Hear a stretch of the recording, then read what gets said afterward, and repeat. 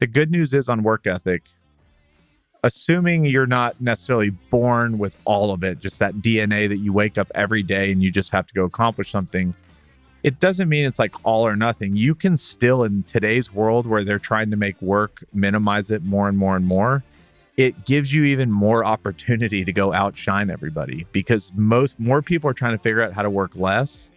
It's just been happening forever, but it seems like more recently, people want to work from home. They don't want to go to the office. They want Fridays off. They like Thirsty Thursdays. They like all this stuff. They're looking for every edge to get out. I think today presents an opportunity that if you do have work ethic, you have a huge advantage to maybe compensate for other weaknesses you might have.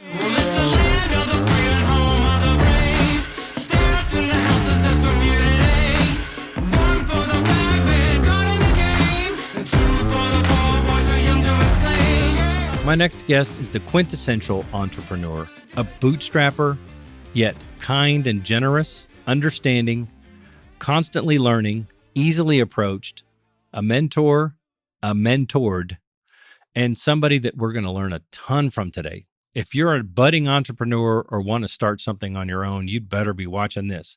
This guy started with a $90,000 home when he was in college, flipped it and flipped it and flipped it and flipped it, and now oversees over $2 billion in commercial real estate assets. There's a lot to be learned here, but moreover, this guy is a sweet, dear friend, and I can't wait to introduce him to you. Here he is. Welcome to the T-Cast, Mr. Chris Powers. I'd really like to kind of play on your entrepreneurial success, because we have tons of people that are entrepreneurs or aspire to be entrepreneurs. Tons of people really aspire to do it, but don't appreciate how hard it is. But yet those people also could experience more success if they heard from someone like you, who has just bootstrapped their way through just going out, failing, learning what works and everything else. And then I like to talk everything from where you started on through culture and all that kind of stuff, include the podcast. So, I'll ask you, what was your most important lesson that you brought growing up that inspired you to even decide to be an entrepreneur? Did you even go to school to be an entrepreneur when you went to TCU? No, I didn't go to school to be an entrepreneur. That's a really good question. I mean, I don't know if it was a lesson, but I often tell people it was like a chip on my shoulder that started building like early in my life. And it really just, the simplest way I can think about it was when I was growing up, my dad was an attorney. And when I was 7, or I was like 6, he came home and said he was a partner at a law firm, that he wanted to become a doctor. And so for anybody that is listening to this that doesn't know what it takes to be a doctor, you literally go to a year of get prerequisites at the university so you can go to medical school. So that's 1 year of no pay. Then you go to medical school for 4 years. So now you're at 5 years of no pay.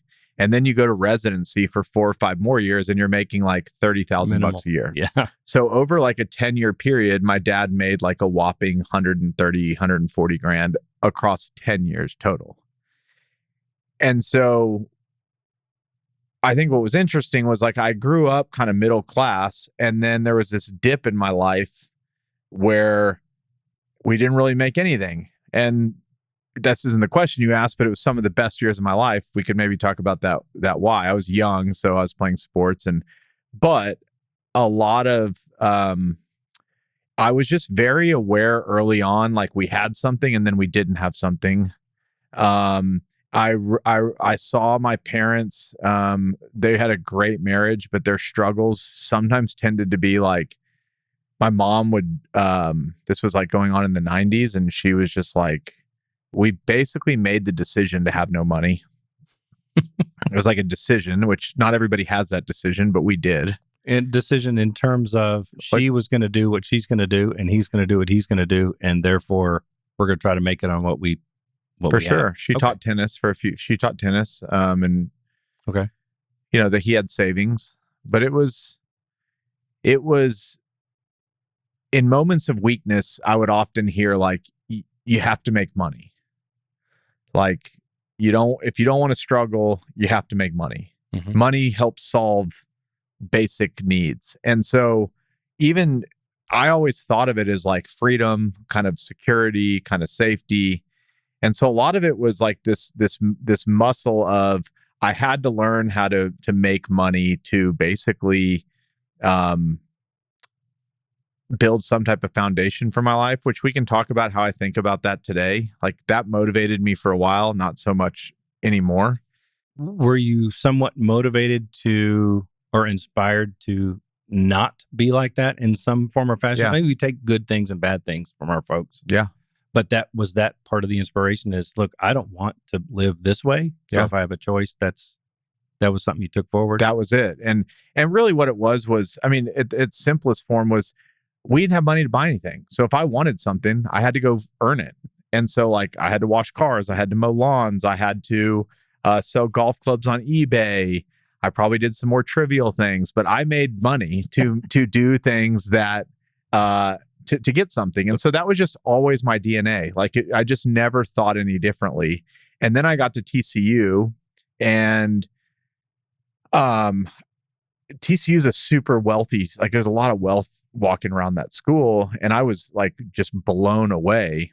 And so I really just said, okay, I have to keep that momentum on. I got to make some good money to be able to do things I want to do in college. And so a lot of it was like entrepreneur, because I wanted to make money, to have the freedom to make decisions I wanted to make. Like it didn't start as this, like I had a dream or I had a vision or a mission to start this one company, and real estate kind of is what happened at the time. Now, those things have changed over time, but if I was like, what's the earliest instincts I can remember was like, how do you make money?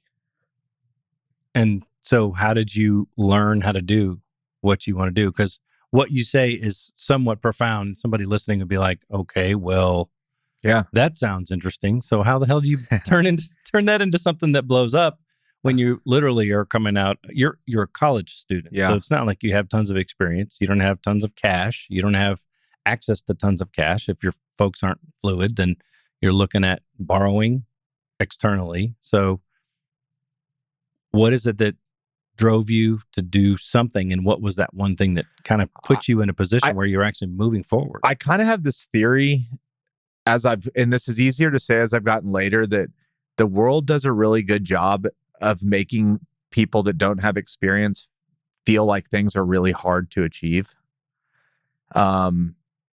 But if you actually like, and some things are like, if you want to go be a rocket physicist, like that is kind of hard to achieve. But there's a whole lot of people out there that have made money that if you actually look at the work that they've done, it's not like super complicated, i.e. you could watch somebody do it, you could read about it, like you could get the hang of it pretty quickly. Mm-hmm. And so the second thing I would say that I think I've always, and I'll unpack that in a second, I've always had a skill for, I don't even know if you call it a skill. It's always made sense to me that if somebody's already done what I want to do, either make them a mentor, study them, read about them, just like they've already done. There's so many people that have already walked the walk that you're trying to walk, mm-hmm. whether it's to make money or be something. And so for me, it was realizing that I think, again, from an early age, I've always maybe had the confidence that things aren't as hard as I think they were made out to be. So somebody would say like, how did you buy a house when you were 18 years old? Well, if you really break that down, it's like the first thing that scares most people is they look around and they're like, well, no other 18-year-old has really done this. So right. I think they just categorize it in their head as this must be like really hard. And for a lot of people, it stops right there. Yeah. They don't even like make it past that point. But if you really, then you read a book, you're like, okay, what's real estate about? You buy a property, you have to rent it for more than your expenses are. I'm simplifying it for the sake of the podcast. Mm-hmm. You know, what's a good location look like? How would I find a tenant? What are the major expenses? Are they easy to predict? What makes a good property? What makes a bad? I'm not saying by the time I bought my first property, I was an expert, but I'd done enough research to go like, this isn't rocket science. It's really not that hard. And then if I said, well, why do most 18-year-olds not buy? Is like, one, most don't have money. Okay, that's a barrier I'm going to have to overcome. Right. Two, Like, is it legal? Yeah, it was legal to do it. So I figured that out. 3, would like lenders allow me to do it if I met all their criteria? Yes. So the really biggest barrier to entry was like, do I have the confidence to do it? And can I find the money to do it? Right. That was really it. Now you could say, yeah, but you still didn't know what you were doing. But I'm taking you through 18-year-old Chris. Right. But those are super key. For sure. Whether it be 18-year-old you, or if you were going to start over and do something else, For and sure. you have the experience behind you. A lot of new entrepreneurs are at that threshold For where sure. they just think, I'm just inundated with all this information. It's frustrating, or I don't have access to capital. Yeah. And a lot of people also just misunderstand the whole capital idea anyway. They Right. think they're supposed to be able to borrow money that pays themselves while they work on this project too, as opposed to understanding that it's going to take eating off the dirt floor for a while. For sure. And all that kind of stuff too. And I think that's what gets lost in a lot of this. Like, it's easy to look at somebody that's making a lot of money or has a successful business today, but every business started with zero. Amazon started with zero.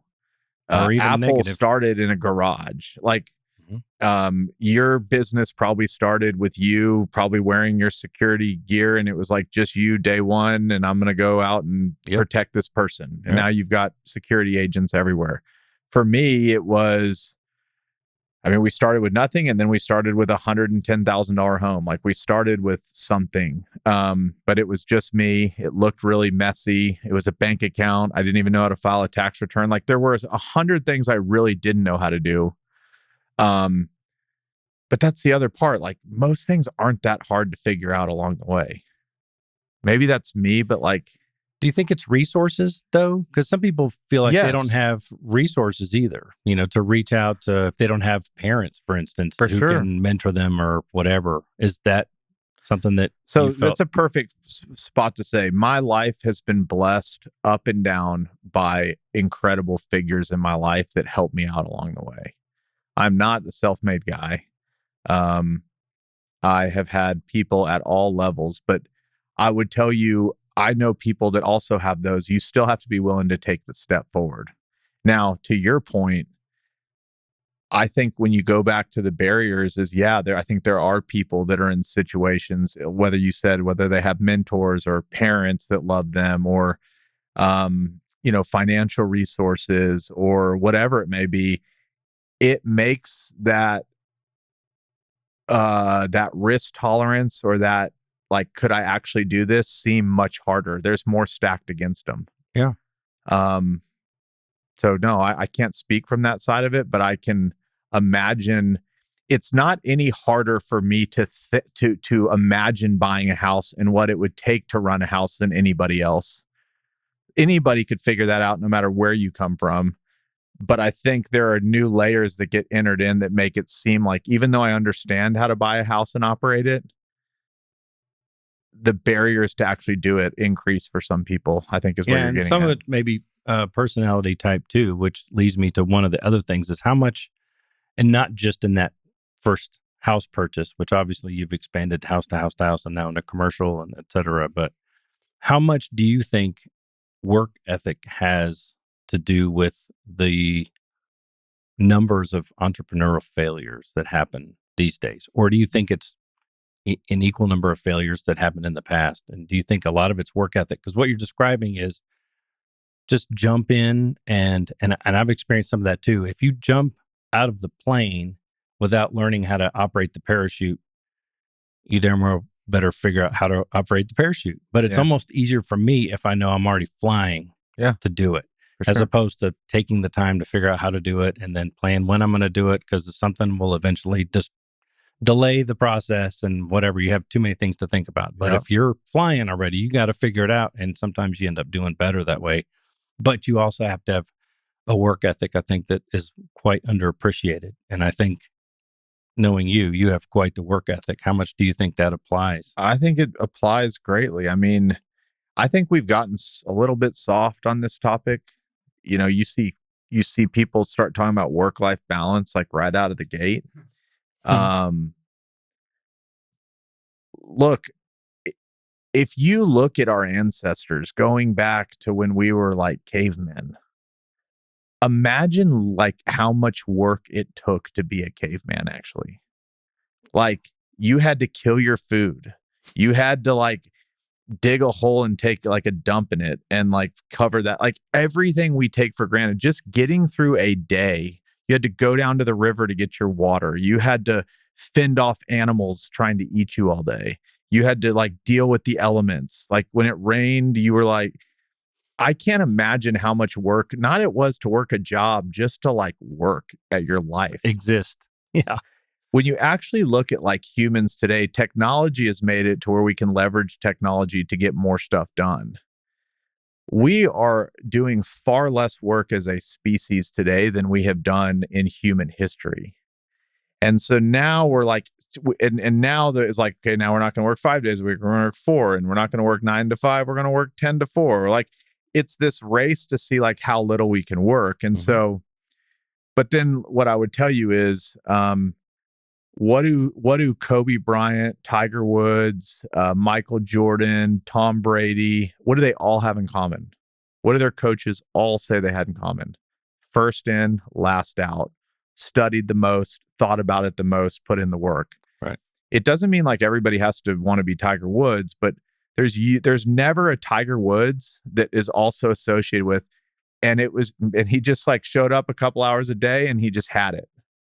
It just like doesn't happen. Right. It's the same in business. Like everybody in business and entrepreneurship that I know, you might see them at a successful point in their life where they're working less, but if you could rewind back to the early days, there was a grit. And then I think what underlines all of that is, at least for me, but I've met a lot of folks that are entrepreneur types.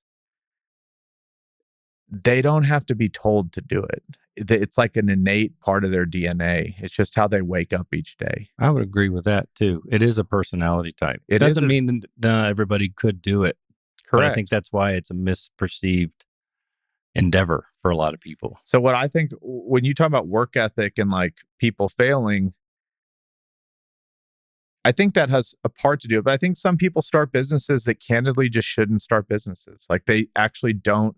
And that's not a knock on them. If everybody was wired to be an entrepreneur, this world would have blown up like a long time ago. Right. Who's going to do the actual for sure ground level, whatever? You have to have workers at all these levels. You go back prehistoric times, you had hunters, you had people that built the village, you had people that made the food, you had people that, helped the sick, you had people that, like, everybody's got a job on this planet. We tend to glamorize the entrepreneurs but entrepreneurs couldn't also do it without everybody else. Right. You know what I mean? And there are missing cogs in what an entrepreneur does, which is why it's necessary to know how to build and formulate the business and develop the culture and then plug in the right pieces. For sure. And it doesn't make them any better than the pieces. It just makes them a part of the whole. The good news is on work ethic, assuming you're not necessarily born with all of it, just that DNA that you wake up every day and you just have to go accomplish something, it doesn't mean it's like all or nothing. You can still, in today's world where they're trying to make work, minimize it more and more and more, it gives you even more opportunity to go outshine everybody, because more people are trying to figure out how to work less. And it's just been happening forever, but it seems like more recently, people want to work from home. They don't want to go to the office. They want Fridays off. They like Thirsty Thursdays. They like all this stuff. They're looking for every edge to get out. I think today presents an opportunity that if you do have work ethic, you have a huge advantage to maybe compensate for other weaknesses you might have. That's a good point. And you had mentioned something when you were talking too about in the beginning when you have the fire. And I know you've been through some phases and stuff too, and I've had discussions about this. How do you mitigate anyone that starts any business? I don't know anybody that thinks differently than this, but when you first are really launching, even if you started by happenstance like you did, at some point you said, wow, this could really be something. And you took it into a direction and had to really pour into it to build it where it is now. Yeah. And it doesn't mean you work less now, but those first several years were living and breathing and taking calls late at night on weekends and everything else. And not that still doesn't happen, but it happens with a different level of enthusiasm after a certain point. And And it's not, I think it's perfectly natural, but in order to keep it from being unfair to the business, how do you mitigate that? Knowing that everyone actually goes through that. How have you in particular kind of mitigated that when you started feeling like, man, I'm not that I don't love what I do, but I'm less excited about it than I was when I started. So what does that look like? I think the first thing is, it took me a long time to realize this, but things I really didn't like doing that I was willing to do at the beginning at like all costs to make something work. One thing you learn over time is there's things that you don't like doing that actually other people love doing. So like you might not like accounting, but there are people on this planet that love accounting. You might not love construction in my business. There are people on this earth that were born to build things and they love doing it. So I think one thing all entrepreneurs that make a long career are good at is they're really good at, one, delegating, but two, like empowering other people. So part of that, like usually when you get to a point where you're frustrated or you're worn out or you feel like you're doing a lot of things you shouldn't be doing, the first thing you should do is step back and be like, okay, what is my situation? What am I working on right now that like there's a matrix. I'm going to kind of get it wrong, but it's on the internet. It's like, what do I like doing and I'm good at? What do I like doing, but I'm not good at? What am I not good at, but I like doing? And what am I not good at that I don't like doing? And you can kind of like split up your tasks and you can clearly see really quick, like what should be delegated off your plate. And it doesn't mean it happens tomorrow, but you think, man, as long as I keep doing this set of criteria that like takes me forever, I'm not good at it, I don't like doing it, it's just like drains my battery every day. The real goal of the entrepreneur, the business builder is like, how do I find a person to complement me to take on those roles so that your energy gets filled back up to go do the things that you like doing?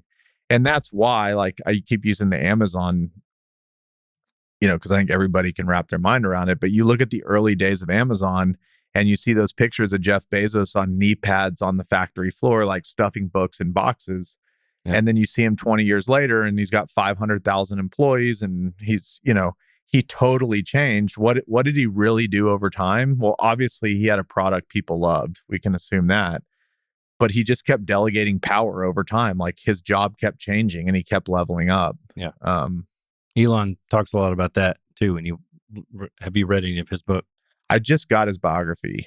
I've watched like every probably interview on him though, but he's the master of it. Yeah. I mean, the dude's running 5 of the biggest companies in the world. He's quite the micromanager to a fault, but he's smart enough to be a micromanager. For sure. But I think that's his biggest battle too.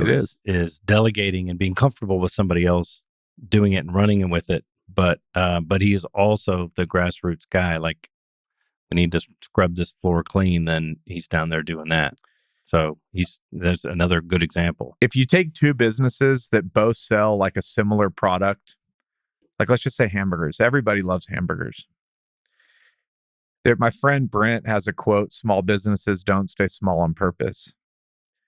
Usually why a small business stays small for a long time is it's got a leadership problem, not necessarily. Now, I'm assuming like a product that's already proven that it can be a huge company. Like you have McDonald's or Burger King. Like, you can turn one burger shop into 100. Yeah. It's generally at the leadership.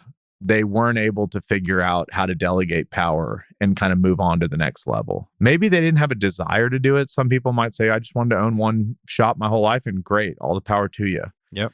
But if you started 2 people on the start line and they both said like, we want to build a big company, and one did it and one didn't, what you usually find is you had a leader that couldn't delegate power and couldn't kind of get out of their own way along the way. And along with delegation and work ethic comes risk, which is also one of the more underappreciated aspects, because people think, man, this is so easy. I could go start a company, and you have one of your guys leave and want to start a company with your clients, which is not how you start a company. For instance, I'm not putting a scenario in your mind, but what are some of the most significant risks that you've taken that have either paid off or failed and put you at a razor's edge, or either one? Okay, I'm going to answer your question, but I'm going to say something before. risk is in the eye of the beholder. So if you were to tell me right now, you got to go start a private security company tomorrow, I'd be like, man, that's really risky. But if I told you to go do that, you'd be like, okay, I can do that. What's the difference? You know a lot about it. I don't. Risk is very often just a lack of knowledge, and we call it risk. Some people would say, oh, cryptos or Bitcoin is super risky. But then there's some people you talk to about it, they're like, this is the safest asset in the world. Mm-hmm. What's the difference between the two? One generally has a lot deeper knowledge about something than the other. So I just wanted to preface that with like how I think about risk in general. Risk is usually just a lack of information or a lack of confidence because you don't have the information. So in this case, what if it was capital in this case? And in particular, your case where you're not just responsible for yourself succeeding anymore. You're not the guy with one house building into 2 to 3 to and everything else. Now you have a squad of people who are feeding their families and relying on you to make the right decisions. And perhaps, I don't know if you did this, but you reallocate a bunch of your funds into something else in order to make the next big expansion and put somebody in charge of it. But that would be a risk because financially it's putting a burden on what you've already established. And maybe it is something that you feel was a risk, because I think a lot of people just feel like, I think most people don't realize that the risk is that you could go to zero very quickly. Yeah. And being in charge of other people's livelihoods makes that quite risky, in my opinion. Yeah. And I know you hold other people's livelihoods in your hand based on the decisions you make every day. I think one of the best things you have when you're much smaller is a bigger tolerance to take risks. There's less resources that could go wrong. But to your point, like if you have a company that's got 50 employees, it's not that you can't take risk. I think all businesses have to take a healthy dose of risk, but there's more that could go. There's more to lose as you grow. Right. And so I think that that risk tolerance changes over time. I think if you're starting something initially and you are going to go take a big amount of capital and put it into something, you have one of two choices, in my opinion. Maybe I'm coming up with this kind of on the spot, but it's what comes to me is, if you're investing in yourself or your own business, you have to be all in on it. You see a lot of people that are willing to like risk a lot, and they're kind of working a job and they're kind of doing this on the side. Mm-hmm. If I was to coach somebody, I would say, if you're taking a big financial risk, you're going all in, you should also be all in. If you're putting all your money in, you should be all in. Or the second would be, if I was going to go say, I have this money and I'm going to invest it in a private security company, I can call Johnny and be like, hey, and Johnny said, I'm going to start one, and say, Johnny, have you ever done this before? He's like, no, but I'll figure it out. Or I could go to Tegan and say, Tegan, what about you? He's like, I've been doing this for 20 years. I was in the police force. I was blah, blah. If you're not going to control it, you want to ask every question you can to make sure the person you're giving it to has the most knowledge possible. And what you see really often when people go to zero is either they weren't really putting in the effort. I'm assuming they didn't just have a bad idea. Like if you're going to Alaska and trying to sell ice to Eskimos, like, sorry, but you kind of deserve to lose it all. There's a lot of those ideas out there. Well, really. So we could talk about how to come up with a good idea, but I'm assuming we at least got past, like, you have a general chance of making it. And I'm kind of wanting to know yours in particular. For like sure. If you took a leap where you thought, man, I don't know. I remember Elon going like, wow, if this one thing doesn't work, then I'm bankrupt. Type thing, I will tell you, I've had many zeros investing in other people. And it always boiled down to this. The person that was starting the business didn't already have a track record in that business, and they were using my money to kind of figure out their way in an industry that they didn't already know. We won't say the name, but we share a business in common that we both know well in town that didn't work out. Yep. Great idea, had worked in other places. Big businesses that had been built in that industry, but this one didn't work. Run properly too. Smart guy that came from a smart, the whole deal, but he hadn't done that thing. Yep. And the others have been where maybe somebody, I just trusted somebody and I didn't really do the due diligence myself. Here's the biggest risks we've taken in real estate. We were talking about it on the way in here. There was a period of my career where we were buying land in the city that was serving one purpose, call it single family homes, that we wanted to convert the use to build big apartment complexes. The risk was we were buying it without what's called entitlements. Entitlements are what allow you to do things on a piece of land. So if it's entitled for single family, you can build a single family home. If you get the entitlement changed on that land, that's how you could build multifamily. Well, if it never gets approved for a new zoning, then correct. Right. Then you're and stuck and with the land. delta between getting here to getting here is not just calling the city and saying you want it. It's neighborhood meetings, gathering opinions, making sure there's feasibility studies. Like there's a laundry list of things, and it usually takes 18 months. You can have city council members get reelected or new ones come in that don't want to have that ruin their election. I mean, it gets down into the politics. You could have somebody that's lived in the neighborhood for 90 years and is sad that they're going to miss their view of downtown, and that kills a whole $50 million project. I mean, you actually see this all the time. Yeah. So the biggest risks we would take, and we were willing to take them because if you got it, that's how you could actually make financial gain of significance, was you had to buy it without the entitlements, betting that you could get it done. Right. And there were actually times where we didn't get the entitlements we wanted, and it cost us time. It cost us, we could have made this, but we were basically able to get out break even, but we had put 2 or 3 years of our time and energy. Yeah. That's like a risk. I could say that we knew what our risks were going in. Now, here's the other part. If you're going to play this in business, what's called risk reward. So we knew the risks, the cards were almost stacked against us, but for every dollar we were putting in, we thought we would get back like $7. Right. Alternatively, if I go put my money in a treasury bill, for every dollar I put in at the end of the year, I'm going to get $1.05 back. Well, you're like, well, why would you do that? It's like, well, because it's guaranteed. Yeah. And you're going to live to be 1,000. So Correct. You'll be rich eventually. So as the risks, Just a side note. It's a side note. Is this a side note podcast? But my point is, it's not that you're going to do things without risk, but you also want to make sure, am I getting paid for these risks if they work out? And that is why business owners, that's why if you're a true believer in capitalism, every big business was at one point a nothing that took a ton of risk to get there. Yeah. And they took risks along the way to get where they are. And so risks change over time. Whether you're risking your money or other people's money, there's all different types of risks, but there is nobody, unless you were just born on third base and were born into it, there's nobody that started and just had this free pass to go make a successful. Yeah. And it sounds like it aligns with the same type of personality that you had when you started your journey too, right? Here's the other thing. Naivety is actually a superpower to some degree. You talk to a lot of people later in life, and that you always hear the old adage, if I knew what it took to make the sausage, I wouldn't have made the sausage. Or what's the meme I put up sometimes? We don't do this because it's easy. We do this because we thought it would be easy.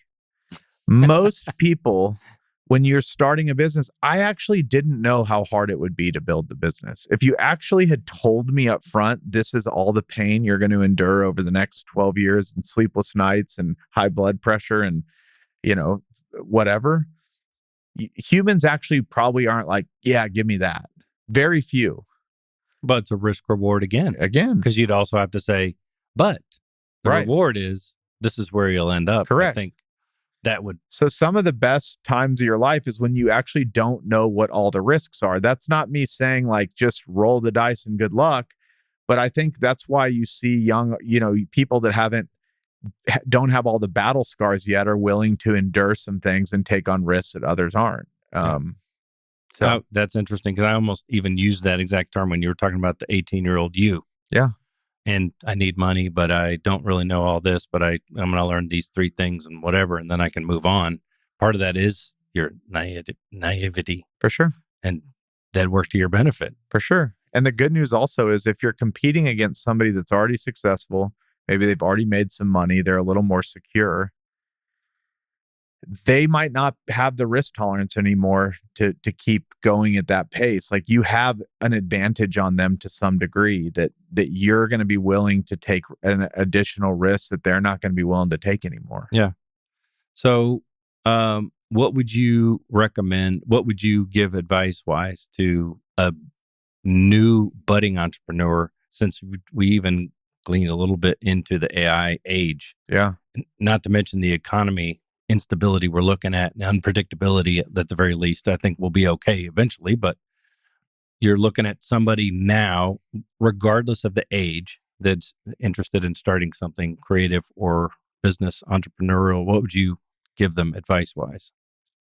I think on one end, the first thing I'd say is you're living in the greatest generation to reduce what you perceive as risk because knowledge is everywhere. You don't have to go to the library and get a book off the shelf to figure something out now. Mm-hmm. So you have a huge advantage that most people in all of history, up until about the last 20 years of time, you had to go down to a library and like rent a book for 2 days and try and cram as much as you could. Mm-hmm. There was not the internet. So what I would say, number one, is if you wanted to go start I'm going to keep going back to private security company, but I would read everything I could. I'd listen to podcasts of people that talked about building a private security business, maybe private security officers that are in the industry, what they like, don't like about it. I'd learn everything I could about the industry. And to be honest with you, I think you can get a pretty clear understanding from a business perspective of how a business works in a relatively short period of time. I would then go call the Tegans of the world and I would say, hey, and they might not all talk to you. Tegan would. Tegan definitely would. If there are more Tegans, they would. But if you're going to call 10 people that have built private security companies and 3 of them are willing to meet with you, most people that are successful that I've met have a good heart and will share with you. And I would ask them questions. What was the biggest risk you took when starting your business? What would you do again if you could start all over? And that's just free information, but it's the most valuable information. Mm-hmm. So I would just try and keep de-risking without actually having spent $1 yet. And then I would, whether you know how to do it or work with somebody, try and build a 1 or 2 year budget or plan going. This is at base case. If things go moderately well, this is what it might look like. And here is what would not have to go well for me to lose everything. And so again, I'm making this up on the fly. I know. And that's a broad question too, to be fair. For sure. And those 2 years are key because usually within those first 2 to 3 years is when you're going to go belly up. Like in the restaurant business, most restaurants fail in their first year. Yeah. Now, I'm not saying restaurants are a little riskier, but my point is, if you only have a finite amount of money and you know you're not raising any more of it, nobody's going to bail you out. You usually should have a 2 year, you should have 24 months to figure out if you can get there. Now, a lot of businesses, we've also gotten in this world now where everybody thinks they got to raise a ton of money. And there's a ton of businesses that started with a roofer that started with a guy and a hammer that started patching roofs and then hired a contractor to work with them. Then they started doing, mm-hmm. but they were making money day one. Right. It's like they're mowing lawns. Like they were making money day one. You can start really small. Be the security guard right out the gate to where mm-hmm. you're just making money day one. And as soon as you get that job where you now need you and another person, you're never really risking the whole house. Right. You want to go invent something and go put a bunch of money into something that's an invention that you hope you might sell down the road. That's risky. The only way I would do that, though, is if this invention takes off, I can make 100 times my money. The risk reward. Correct. Again. The risk reward. I can invest more time than money. And if we can get to a certain point, correct, the money will be worth all the time. But you see it all the time now on YouTube. You see these young entrepreneurs that'll go buy like a power washer from Home Depot for like $500. And then they'll go stick signs all over the, streets. Hey, I power wash for $50 an hour or whatever. Mm-hmm. And they pay that thing off in like a week. They're just kind of profitable from day one. Right. They have very little capital out and it's all upside. So you turn almost like a side hustle into correct, a legitimate business. And then you get to a crossroad too, where you have to make the decision. Do we want to turn this into a big endeavor? Correct. Or do we want to keep this a small thing where it's me and my two brothers, or, because that's a giant crossroad to be at too. Correct. Did you ever get there where you had to decide, all right, I want to blow this thing up and take it in a different direction? At what point did you decide? What point did you decide that? That was, I think the most obvious one was 2015, 2016, when we decided to go from being a developer around Fort Worth to a buyer of industrial real estate. Totally different business model. Mm-hmm. And that wasn't risky? I will say it was risky a little bit, but I will tell you the one thing we knew going into it was we had 8 years of experience knowing what we didn't want to do. We spent, like I told you, a year of looking at the market, reading everything we could on industrial, talking to industrial brokers. We hired a person that was the number one industrial broker in Fort Worth to come work for our team. So we de-risked it more and more before we kind of really pressed go. Yep. But yeah, it was risky.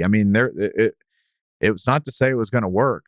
And if it didn't work, bulletproof. You're leveraging what you've succeeded at for sure and built up to take it to another level and do something completely different. But we did not just wake up one day and say we're getting into industrial. Of course. We said we looked at 5 different asset classes. We said this one makes sense. We started talking to people. We went to a conference, and then we hired the number one person that we thought knew industrial and said, come work for us. And we built a team around them. Love it.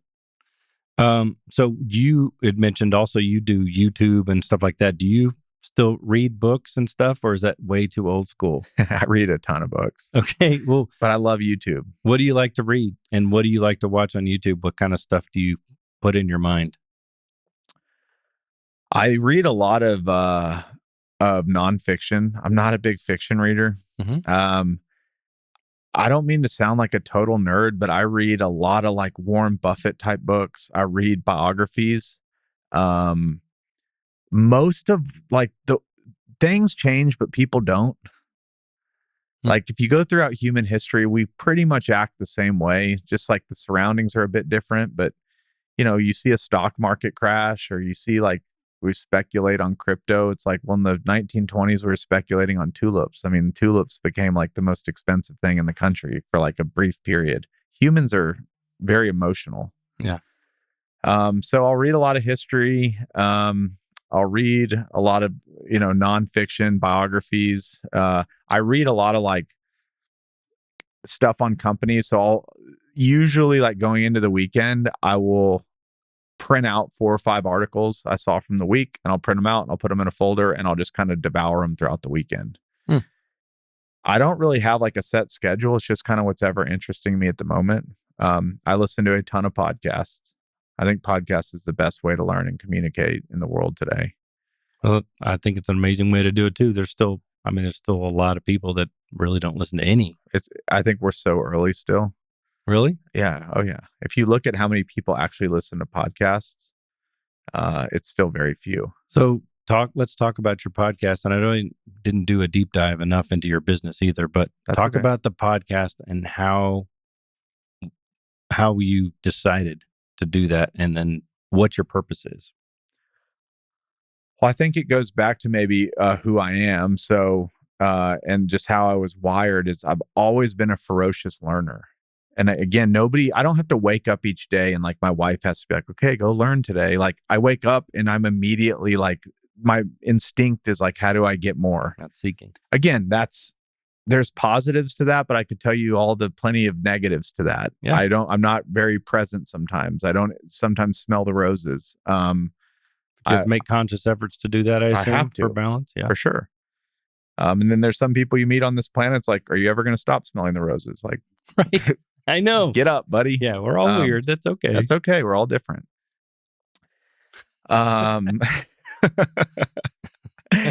Quit smelling those roses. Just wrote the 2-day work week book. For sure. Yeah. my tea. No, I'm not. So I was a ferocious learner. And I felt like at the time, the reason I started it was because I would go to lunch with you and I would have this like amazing conversation, and then I would go like tell everybody about it. And so when I first started the first episode, I said, I think I'm going to do 10 of these. I'm just going to record conversations that I have because I think people would be interested. I felt like I had a really good network, and but it was for me. It was like I just really enjoyed doing it. But I also knew, I saw the early signs that podcasting was going to be enormous. It's as transparent and like genuine of a conversation as you could have. Like when you think about watching the news, whatever your opinion on it is, I won't make that today, but you don't watch the news and then go, man, that's like how people talk to each other in real life. Right. You're being spoken You're to. being That's spoken to, and it's a show. Right. It's entertainment, to be honest with you. And I'm not saying podcasts can't be, but this is just a conversation. I think the way people digest it is they can build trust around it because they're not being spoken to. They're just like sitting in on a conversation. Right. You don't have to be able to watch it, so you can listen to it anywhere. You can listen to it on your commute, while you're working out, while you're walking. If it's video, you kind of have to be paused and watching. Right. Or a book or anything like that. And so it's the most mobile, on-demand way to learn anything. And the friction and the cost to actually start one is relatively low. So you can have a lot of people putting it out. It's like nobody can afford to create a news station. You need like millions of dollars and towers and big media centers. And like Johnny said, we had a radio talk show host in here, and I was asking about radio stations. He's like, man, 28 years old, where I don't listen to the radio. I know. It's like, oh, is that really a thing? Yeah. Man, I feel even twice as old when you said that. I was like, wow, that's it never occurred to me, but it made me appreciate this medium too, because but there are a lot of podcasts, and we discussed one before we came in here too, they can be contrived and they can be developed for entertainment purposes only. Sure. But I think there are plenty of these, right? I think kind of Rogan has kind of spearheaded that movement toward trying to get organic conversations in. And what types of things have you learned along the way? Because how many hundred? I've done 320. 320 shows. I have learned on one, I've just learned, I've gotten to talk to 320 people. So I've learned. Two, as a host, what I've learned is if you'll ask a question and then do a good job of just shutting up, people will tell you a lot. Yeah. And I think one muscle that's really hard, podcasts that I can't stand listening to, is when the host is constantly talking over and you see it all the time. It's actually hard to stay quiet, especially if you're like engaged. But it's usually like that extra second of not saying anything that like the goods keep coming out. Two, like I'm enjoying this conversation so much because most people don't get asked about their life very often. And I think people genuinely like talking about not themselves, but just kind of telling their story. Yeah. They don't get to do it very often. So giving people an opportunity, you'll find out crazy things and people will tell you a lot. I mean, those are probably two of the more like little nuanced things that I think anybody, whether you have a podcast or not, could take away from this, especially if you're starting a business. Yeah. And I think you have tons to offer. And the fact that, I mean, that you have a show and I've been on your show and you've now been here. I think there's so much to learn from other people who have been somewhere where other people aspire to go. For sure. You know, but I think even your 18-year-old self would have lent an epiphany to somebody out there. Well, any story's got little nuggets in it. For sure. And I think everybody, I sometimes say, you're one good question away from changing your whole life. And so sometimes asking the best next question is the most life-changing thing. Yeah. And so even like if you go back to the risk we took, we were like, why are we still developing if we don't like it? Like that might seem like, oh, that's an easy question to ask, but some people actually never ask the question. They just say, well, we're developing, so we're going to keep doing it. They never I'm using like an internal question. Mm-hmm. But when you're talking to a lender or you're talking to an investor and you say, you know, they're just like somebody that's really good at sales is usually good at like asking lots of questions. if you say, oh, well, we're not going to put money in your deal, well, why not? Then they start kind of going on and on about why not. Well, have you thought about this? Blah, blah, blah. The next question could totally change the reality of any situation. And I don't know if I did a really great job of explaining it, but you talk to really great hosts or really people that I think are influential. They're not characterized by the answers they give. They're always characterized by the questions they ask. Yeah, I mean, you're leading them in a direction at least. For sure. But other people like you're an easy interview too. There's some people that have a hard time sitting in front of lights and cameras and actually being relaxed enough to have a normal conversation. And I'm sure, I don't know how your first podcasts were, but so robot. Yeah. Well, I can speak for myself too. And I'm not even saying I'm a pro yet, but after a certain amount of time, you feel more relaxed. You can kind of, groove into these things a little bit easier versus before. But where are you taking your podcast now? Are you turning it into a business, or is it still, it's still not a side project for you anymore as ambitiously as you're tackling it, right? No, Johnny and I talk about this pretty often. It's grown for the effort we've put into it to date. I would say we've knocked the cover off the ball. I think the way I think about it going forward is we're hitting between YouTube and audio almost 40,000 unique people a month. I think podcasting is one of the best business models in the world because it's very low overhead. It's very low cost to do. Mm-hmm. For me to go get the next few 100,000 listeners doesn't mean I have to go hire 30 people. True. It's like better than software. Like you actually don't have to scale the team up very much. Mm-hmm. You don't even necessarily have to go do a ton more episodes. You just have to market a little better. And then you have to have the team that can get the right guests on and the content right. Right. But where are we going to take it? I think we will professionalize it in 2024 even more than we have. From the guests that we have on, the way we deliver episodes to our audiences across all channels. Having somebody that works on ads full time. Or at least that's part of their job to sell. But really, the big thing is the best thing about having Fort Capital or another business is I can shine this podcast light on my business, and that drives recruiting. It drives capital raising. It drives deal flow. It drives all. So when people say like, how much is your podcast worth? I'm like, I'm not saying it's priceless, but it's like, it's not just the ad dollars. It's all the other things. It's the eyeballs in general. Correct. Finding out who you are and what you do, and then finding more about what you do. Correct. So I look at it as like this piece of work that I'll continue to work on the rest of my life. I can't envision a world where I'm not doing it. Like maybe I go to doing a few episodes a month, but to not ever do it again, I could not fathom not being able to do it. Well, I think it's brilliant, and I'm impressed with your consistency because that was also something that is really challenging, and I know how much time you put into your business also. So that has to be a really consciously set process. I've dipped. There's been years where I've come in and told Johnny like I'm not sure if I can keep going, but you know why those years, if it's even interesting, is I got away from what I enjoyed doing and I tried making episodes that I thought other people would like rather than what I liked. Mm-hmm. So I wasn't myself. I was trying to do so many episodes that I was having guests on that really didn't fit the show that I probably shouldn't have been having on.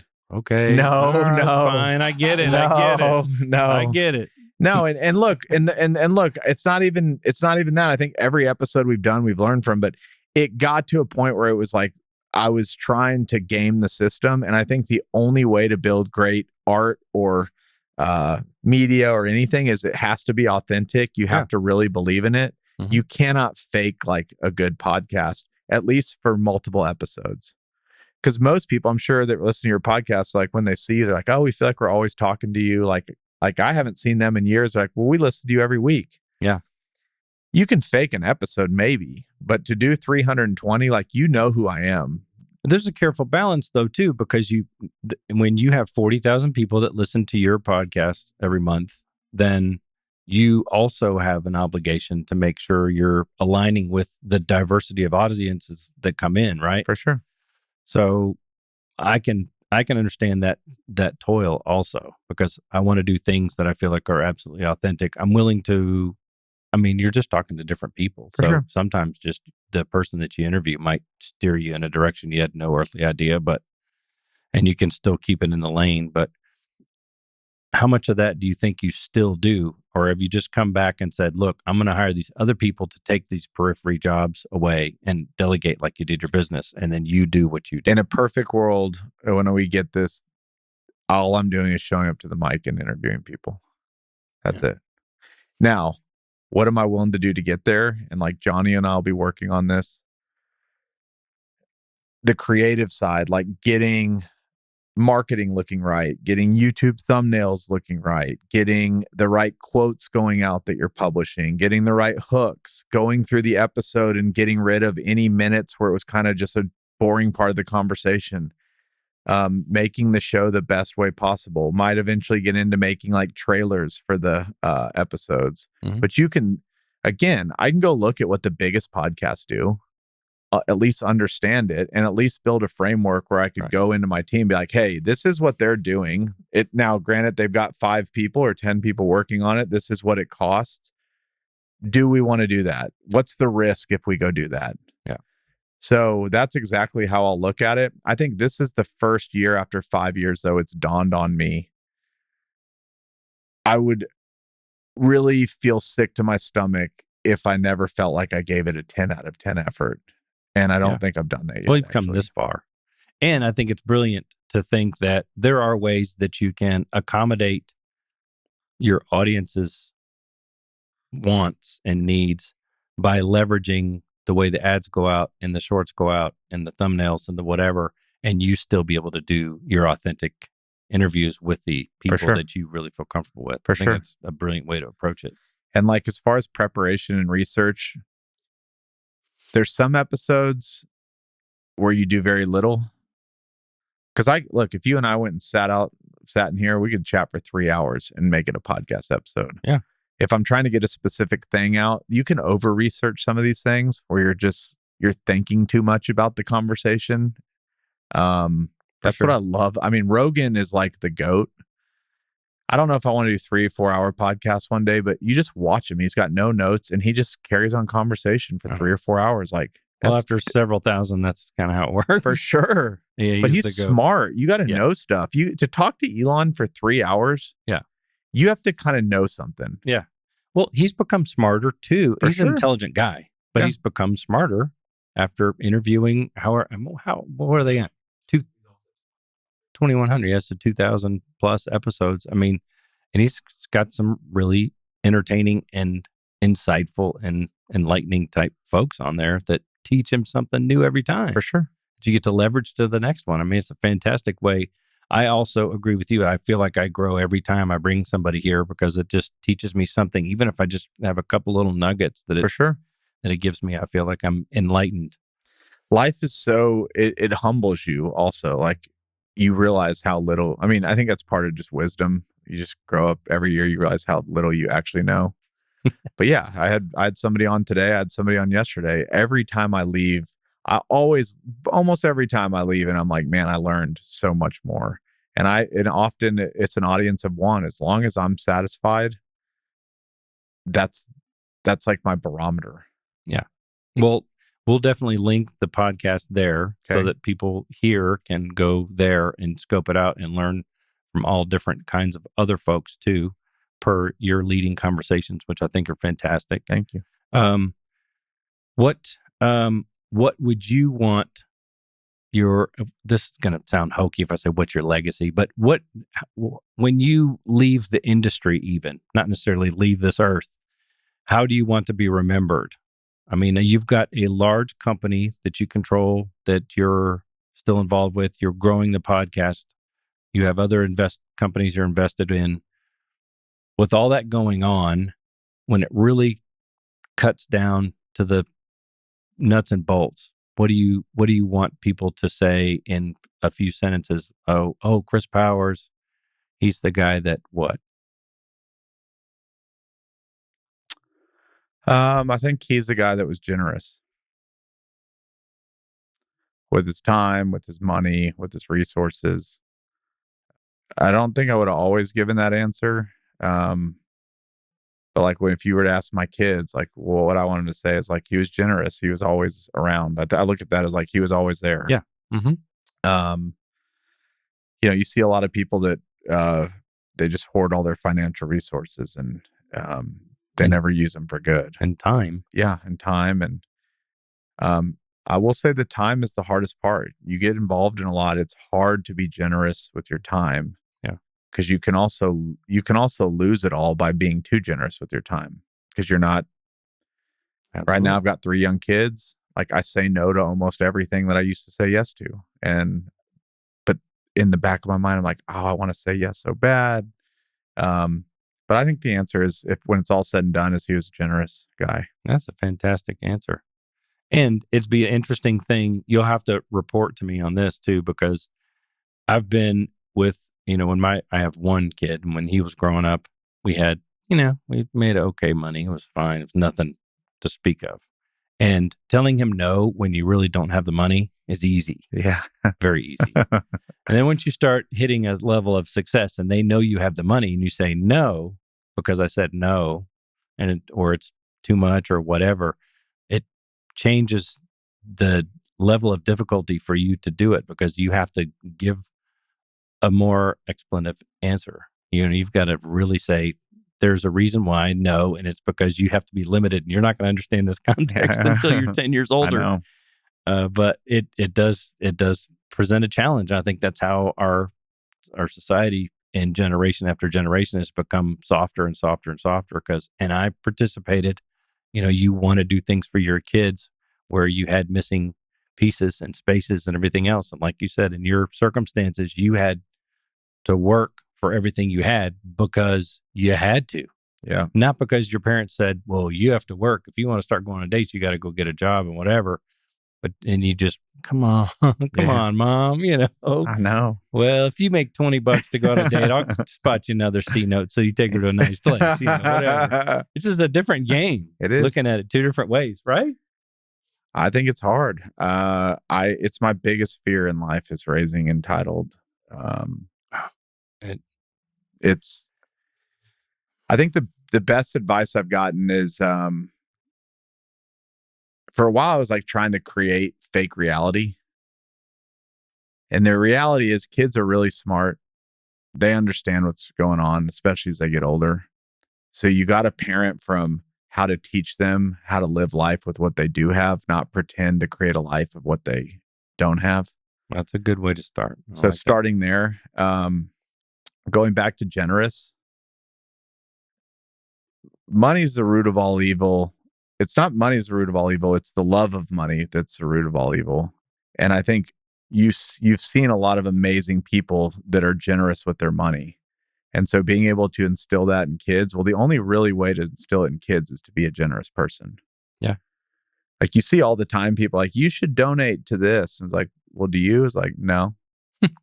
Everybody always wants to donate everybody else's money. I mean, you see it in politics, you see it in everything. Everybody has an idea for what everybody should do with their money. Yeah. But you gotta, I think you gotta lead forward with that, and you've got to show what it's like. And, I think, like you said, the world's gotten softer and softer and softer. It's the nature of all successful empires throughout history. The next generation is a little bit softer, which eventually leads to a fall. But let's not go there for sure necessarily. So this leads to my last thing. I swear I won't keep you all day because you have been generous with your time today too. But when and how do you determine when it's enough? Because when you started your business, maybe you didn't have grandiose goals of earning X, Y, Z. You get to a certain point where maybe we talked at crossroads where you say, I actually want to blow this up. I don't just want to have my own self doing this and have a house manager or whatever. I want to grow this. I want to have employees that help me out, and we blow up and we move properties all over the U.S. You could take a company, an under 10 million. You could take a 10 to 50 million. You could take a 50 million to 250 million. And there's always somebody doing something more. And Yet, if you backed up to a certain point in your life and said how much would be enough before you had it all, you might give it an answer that I think a lot of people just constantly push for so much more because they never had a threshold. When do you think and how do you think you'll manage that? Or do you already know when enough is enough in terms of earnings and profitability and stuff like that? Not necessarily in learning or being active. The answer is I don't have a fully flushed out plan. I think my wife and I actually talked about this the other night. It's what you said. If you actually look at humans, most people, you give them more, they're going to do more with it. There's very few people that are just wired to keep getting a lot and not change anything else. And humans are also about bigger and better. So it's like very rarely, unless they lose all their money or resources, do they regress. So they might buy a nice car. The next car they get's probably not going to be less nice than the one they got. Mm-hmm. Most people buy a big house. If they're going to buy another house, it's usually a bigger one, unless maybe they're down. So if it's jewelry, if you have a diamond that's this big, the next one you buy is probably going to be big. It's just like the law of human nature. Mm-hmm. So I think the thing that we're working through right now as a family, and I don't think it's like you set it and it's like, that's it for the next fit. We're going to be on this planet a long time. Circumstances are going to change. But my wife and I have done a pretty good job of saying, at this point, everything we make beyond this point, we recognize we definitely don't need and is not going to add a dime of happiness to our life. It'll actually probably add more complication. Okay. And that's where I think you start seeing the lopsidedness of generosity, where maybe you're giving 10, 20% away. And then all of a sudden you see people that are giving way more ways because they've hit like their threshold. Yeah. I mean, I know a family in this town that gives 90% of their income away. Now they live really well, but they said, we're going to spend the first few $1,000,000 to have a membership. Maybe we'll fly right, blah, blah, blah. But everything above a few $1,000,000 a year, we're giving away. And they've stuck to it. And I think that is like creating like, where's your ceiling is the best way to start. Most people actually don't think about it that way. Most people don't, in my opinion, in my experience, most people don't think about it at all. Correct. And most people, and look, if you're fortunate enough to even have that thought, but if you are, that's how we're thinking about it. It's like, where do we know is enough? And I think the other part is like, man, this country's been so prosperous the last 20 or 30 years. Like, again, you go see all these social media influencers, these like 20-year-old kids driving Rolls Royces. Like I'm not even that old, but when I was growing up, there was like one guy that had a Rolls Royce and he was in like Dallas and his name was like Jerry Jones. Like that was it. But that's the only one you could see. That's the only one you could see. You didn't have access to be able to see people Correct. From across the U.S. everywhere either. I just think the proof is so in the pudding that there is nobody where buying like lots more stuff is going to make their life easier. Absolutely. You see people that have houses everywhere and cars and planes, and they wake up every day like fighting problems because something's broken or somebody broke in here or we lost this or, yep. So I don't have a great answer for you other than we have kind of mapped out to some degree a vague, like this is where we stop and we'll reevaluate at that point. But we've also agreed like there is nothing we could buy beyond that point that would enhance our lives at all. Now, if that were to change, we'd be willing to change, but it really goes down to the filters like, is this making our life better? Or is this just like a nice to have in the moment? Yeah. And you're addressing it by recognizing, and I've had, billionaire clients and it's unenviable to me. I don't want $1 billion. I don't want it. It's a problem. It's a massive problem. And most people aren't just privy to how torturous it can be. Yep. And there is a number that's cool and it may be a different number for everybody. And it, and whether that's an annual income or whatever, but I'm impressed, but not surprised at all that you've had that discussion because I think it's an important aspect for somebody, especially on a rocket ship that could continuously, you could be 80 years old and just nonstop chasing the bird because it's the cash. Well, I think the one thing that somebody told me that sticks with me a lot is money is at the end of the day, once you have is a magnifier of your heart. The more you have, the more it magnifies your heart. And so you can't really hide from it. You do see people that give all their money away. You see people that buy 50 houses and 50 planes and 50 boats, and they can never stop. What is that actually telling you about the person? There's people that give their money to education. They care about education. There's ones that give to cancer. They clearly, but it is magnifying something going on in your heart. There's nobody that is like a humble, down-to-earth person that's also buying a house in every city in the country. It just doesn't happen. Yeah, I mean, I'm not even thinking it's, in a judgmental way. I just think you can get caught in that cycle because, again, you're an ambitious personality, and I know you, and you've just described it throughout this conversation, how you are just the guy that's going to wake up and pull up his boots and start kicking somebody else's ass to get to here.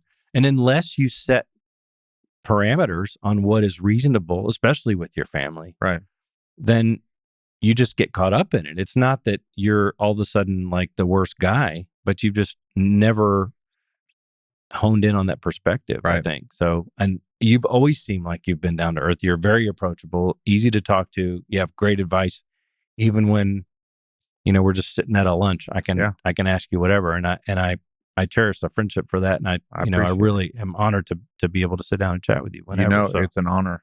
Yeah. So I agree with your approaches and everything. And, I learn a crap ton of stuff from you every time. So Same thing, this is no exception. I love you.